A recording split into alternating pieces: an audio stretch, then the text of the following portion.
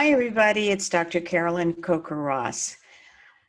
I don't know about you, but the past few weeks have been difficult for many people, including myself. About 10 days ago, I came down with a very severe flu symptoms and have mostly been in and out of bed since then. And while being ill, it took me 5 hours and 3 days to get tested for the infamous COVID virus. So despite the fact that I have numerous high-risk I'm in numerous high-risk categories, including being a physician.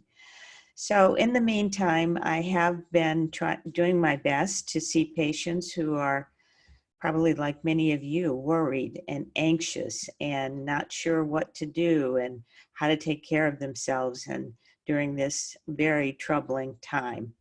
And I've been seeing patients mainly by telemedicine, which is something I've done for several years, so that wasn't too much of a stretch for me, thankfully.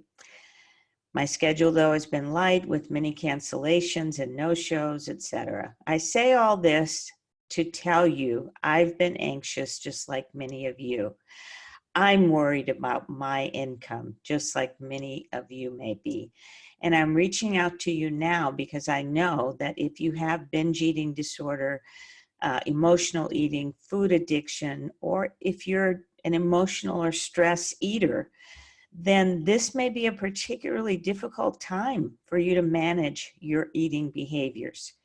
So I'm coming to you with just a few suggestions that I think might help. And these are things that I myself have been doing over the past few weeks. The first one is no matter what you do, don't judge yourself. And I've talked about this before. Judging yourself just throws you right into the vicious cycle. So you may feel anxious about what's going on in the world, and then you have a binge. And then you feel bad about binging. So you judge yourself. I'm a bad person. I should never have done that. Something's wrong with me. And then you feel bad about that. And it just keeps going on and on from one bad feeling to the next binge, to the next bad feeling, and the next binge. So whatever you do, try not to be hard on yourself. Whatever happened, it's in the past. It's kind of like Vegas. What happened in Vegas should stay in Vegas. So what happened in the past should stay in the past. The second suggestion I have is if you or your loved ones are not sick, be grateful. Being ill for almost 2 weeks, I truly was reminded of everything that's really important in life, not, rushing around, trying to do this, trying to do that, having this or having that. What became really clear to me once again is the health of my loved ones is important. Having people who care about me is important, and caring about other people is important. So be sure and practice gratitude. Reach out to anybody you care about, especially those who may be quarantined at home. Or you can just write in your journal 3 things that you're grateful for every evening. So be sure and practice gratitude. It's not enough just to think, oh, wow, that's good.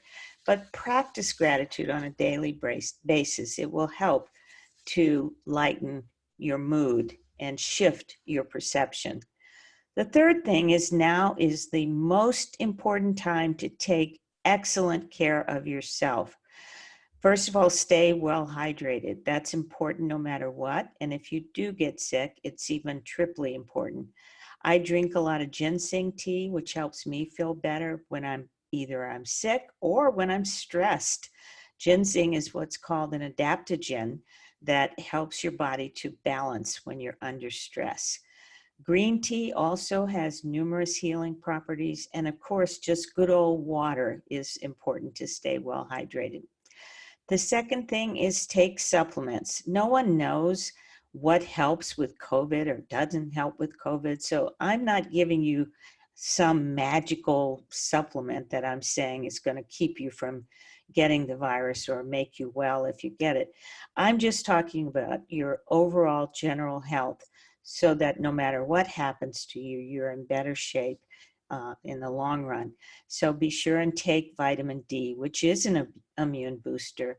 Take a B complex vitamin, which helps your body deal with stress and helps to make those neurotransmitters in the brain like serotonin, dopamine, or norepinephrine that help lift your mood and keep you emotionally stable. Take selenium and take vitamin C. The last way to take good care of yourself is to get plenty of rest. Now, I know it's hard to rest when you're worried and anxious, but do your best to practice good sleep hygiene, going to bed at the same time each night and getting up at the same time in the morning. Make sure your bedroom is dark and comfortable in temperature. Don't leave the TV on. Don't read the news in bed. That's not a good idea. Believe me, I know. I've done it, and then you can't go to sleep because you're so worried about what you read in the news. So if you're not working or your work has been shut down, now is the time to take advantage of that and get more rest and sleep. And not just sleep, but relaxation time. Because before we all know it, the rat race will be back. This seems like a catastrophic event, and it certainly is. For many, many people, it's extremely catastrophic. And for all of us, it's going to change our lives. But before we know it, this too will pass, and we'll be back to hustling around trying to make a living. So take advantage of this precious time to rest and relax. Number 4 of ways to take care of yourself is number 4 of tips I have, in other words, is distract yourself. If you find that you're obsessing about the news or worrying too much, as so many of my patients are telling me that they're doing, just take up a news break. You don't have to read or watch the news all day. Once a day is enough. Is there someone who may need help in your life that you can do something for them? Pick up groceries for an elderly neighbor, dropping off an extra roll of toilet tissue for a family member, because I know most people have hoarded their toilet tissue. There's none in the stores. But someone you know may just appreciate a phone call to let them know that you care about them. Play board games with your kids. Do those virtual museum tours. Just try doing different things to keep your mind off of what's going on right now. I've been downloading recipes to try while I'm at home. And honestly, I'm not much of a cook. I've burned up a couple of pans that I had to throw away. There have been lots of mistakes, but I've also had a couple of success stories too. So that's worth trying. Number 5, download my guided imagery recordings free. Now, these will be under the video. There will be a link to 2 guided imageries that will help you to deal with the stress that we're all experiencing.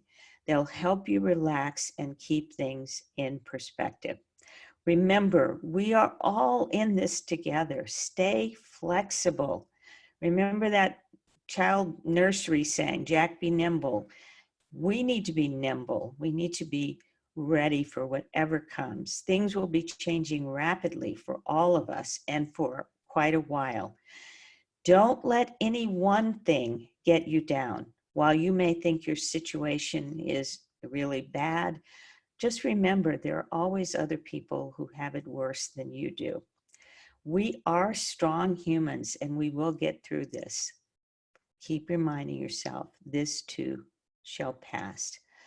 So I'll put a link for the guided imagery for stress reduction. There are 2 of those. And I also will put a link to the TEDx talk that I did in January, which has finally been released. And it's on intergenerational trauma. So many of you may be connecting more with parents and grandparents and even great-grandparents. Now is the time to learn more about your family history and how it may be impacting you today. So I will put a link to that TEDx talk in the show notes. Be sure and subscribe to my YouTube channel so that you can get notifications of when the next video is out. Hopefully I'll be completely well by then, and you can get notified immediately if you turn on your notifications.